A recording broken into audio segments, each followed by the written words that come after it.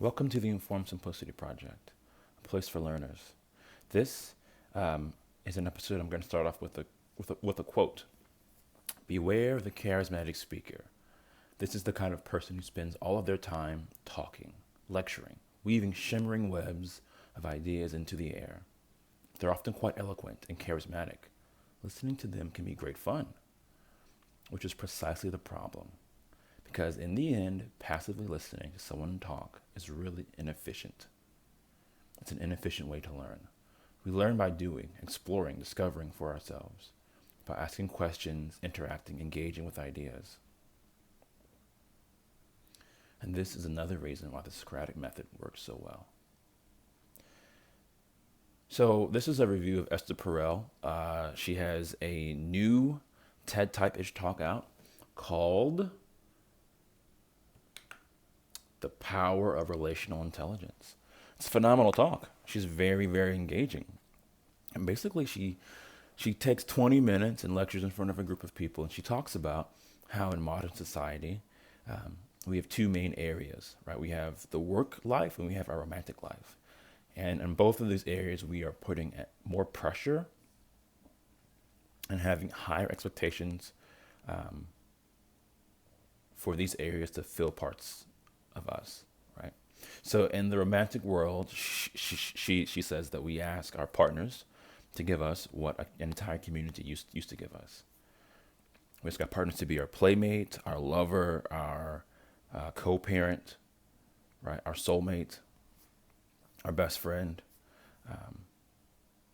And that's more pressure than has ever been on marriage in the past.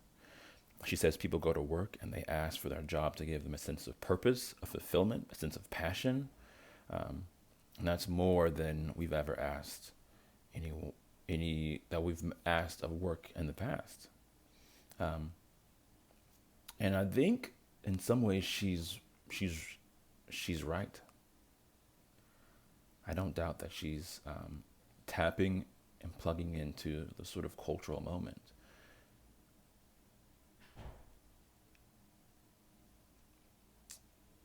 But the problem is, Esther Perel, who's this, Minuchin trained, structurally informed sex therapist. She has the ears of lots of therapists, and she basically violates the laws of learning. Right.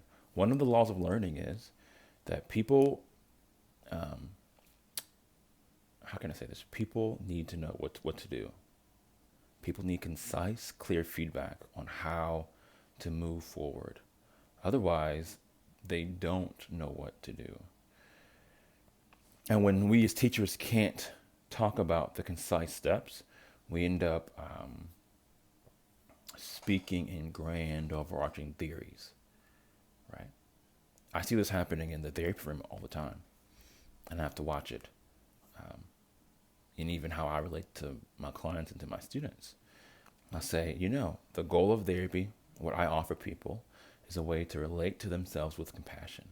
That when you're in the valleys of life, you can talk to yourself with compassion and kindness. That's an overarching theory. That's a big, grand sort of meta story, right? And oftentimes when I ask people those sort of questions, they say, "Yeah, I can do that."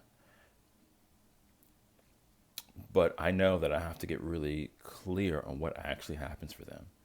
And so then I'll say, "Okay, perfect, great. You already have the skill.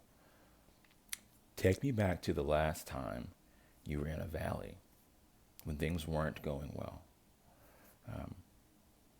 Well, on my way here, I was late and I was frustrated at myself that I was late. Okay, perfect. What were you sort of saying to yourself in that moment when you were driving here, you were in your car, you were sort of frustrated with yourself? What were you saying to yourself? Well, I was saying something like, "Man, this is so stupid. I should have done this. I should have left 10 minutes earlier." Okay. So can you say to yourself, it's okay? We all make mistakes.